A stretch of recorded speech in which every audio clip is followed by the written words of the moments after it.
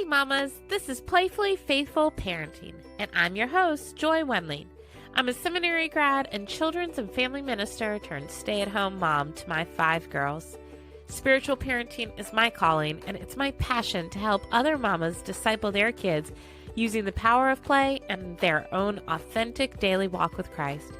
If you're a mama who wants to introduce your kids to Jesus and watch as the Holy Spirit transforms their lives, this is the place for you. I'm so glad you're here. So let's dive in and see how we can partner with God today.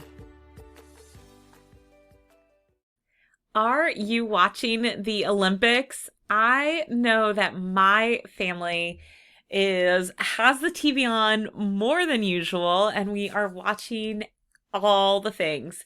And it has been just so fun. I honestly did not watch the opening, so I'm not even going to comment on that. But I will say, grace, love, God doesn't need us to defend him. Moving on from the opening, there is so much that we can learn from Olympic athletes and the way they train for the Olympics and the way that we can become kingdom Olympians, train for our faith, train for godliness. So today I just want to share 5 simple ways that we can learn from what Olympians do and how they train for the Olympics to help us grow as Christians. And we could do these as Christian moms, and we could do these with our kids. So the first one is training. Olympic athletes don't just show up at the competition. They spend countless hours and many, many years training. So as Christians, we can prepare and train for those hard moments, for when we're going to be tested and tempted, and we can use spiritual disciplines to train our hearts, our minds, our bodies, even for faith. There is a lot of flexibility and freedom in spiritual disciplines, and I think that we should all do the spiritual disciplines that bring us joy. God wants us to enjoy spending time with him. Psalm 16:11 says that in his presence there is abundant joy. If you are miserable doing a spiritual discipline, then I don't think that's the right one for you. But there are 2 that even within these 2 spiritual disciplines, there's many ways you can practice these specific spiritual disciplines, but ones that are most important for us, I think, and they are prayer and studying the word. And but like, swimmers don't just train in the pool. Divers don't just train on the diving board. They train in a variety of ways. We can do that too, even within prayer and scripture. I struggled for years, many, many years, before I found a way to study the Bible that I loved doing. And since then, I think I maybe have missed 2 days in the past 5 years. And so when you find a way, explore ways that you enjoy, then it's going to be easier to train. Second thing that we can learn from Olympic athletes is that they use coaches and community. Moses had Aaron and Hur hold up his arms when he couldn't do it on his own. We are built in the image of a triune God. We are built for others. And there are times throughout scripture where people go to other believers, other followers of Yahweh for wisdom. And that just like Olympians, Simone Biles, her coach could not do what Simone is doing, but her coach still helps make her better, right? So we can have coaches, parent coaches like me. We can have pastors. We can have wise counsel. We can have mentors that speak into our lives. And then the community, like they just cheer each other on. Even individual sports, they work in a team. They train in a team at times, and they never go as a lone ranger. The third thing we can learn from Olympians is rest and Sabbath. Those are two separate things. We need daily rest. We need rest in sleep. We need rest for our minds. We need rest from work. And we need this because God wants us to know that we are not capable of doing this alone, that our bodies are not perfect. They are broken. And when we take time to rest, either daily or in Sabbath, longer periods of rest, it is an act of trust that we know God can keep things going even when we are not working or pushing. There is an article that I will link in the show notes called Why Olympic Athletes' Rest Days Are Just as Important as Their Training Sessions. And the author suggests two important ways that Olympians rest: active rest days and sleep.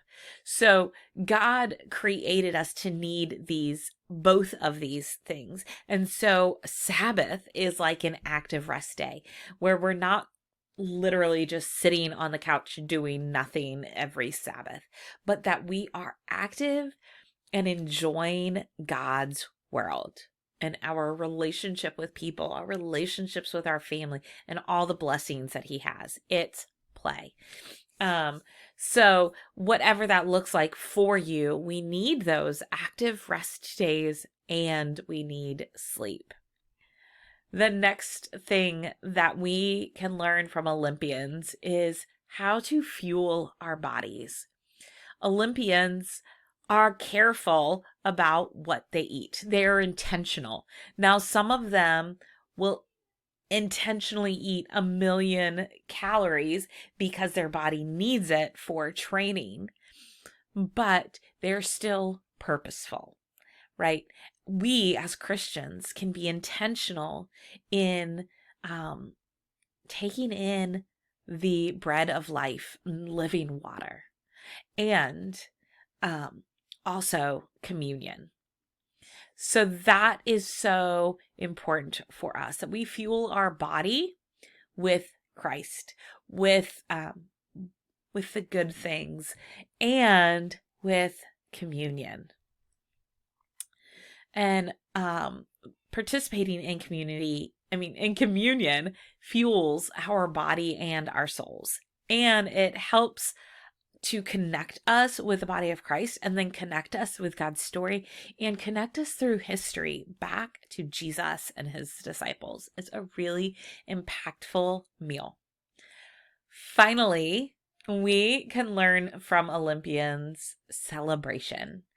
If you watch an Olympian who knows they have laid it all out at the end of their routine or their performance or their meet or whatever sport, their part, when they know, you can watch. I think it was Jordan Childs today. As soon as she finished her floor, you could see in her eyes that she had done her best. And she celebrated, not with this big overt celebration like when they won, but we can celebrate those things too. But she celebrated just this momentary celebration of doing her best, right? And her family celebrated, her team celebrated with her. And that's even before the score came out. So we're not just celebrating big wins.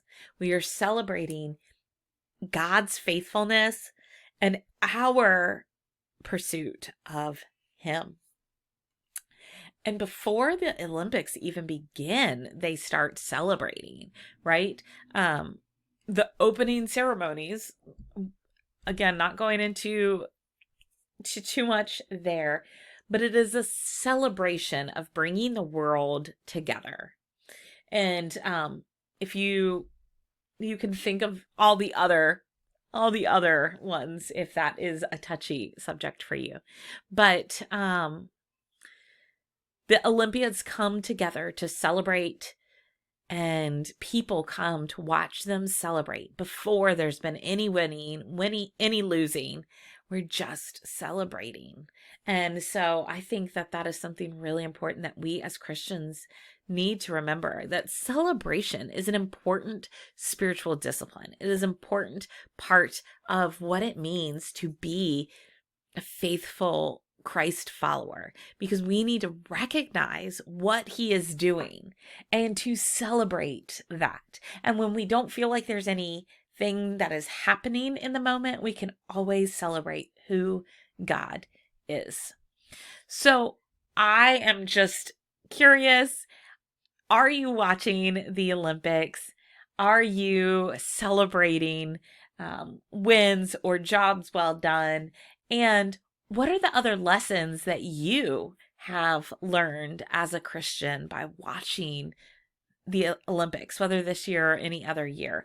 I would love to hear from you. You can comment, leave a review on iTunes or on Spotify. Spotify even now has comments. If you're watching this on YouTube, you can leave a comment below and tell me what maybe one of the 5 that I've mentioned, or some other way that Olympic athletes have inspired your faith. So, mamas, on behalf of God, thank you for loving and playing with His kids. I hope you have a great day. Well, mamas, that's it for today.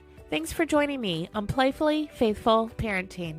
I'd love to keep the conversation going over on the socials. You can find me on Instagram, Facebook, and Twitter. If you felt encouraged or equipped by today's show, do me a favor and leave a review. I can't wait to hear your story. Till next week, keep playing and pointing those littles to Christ.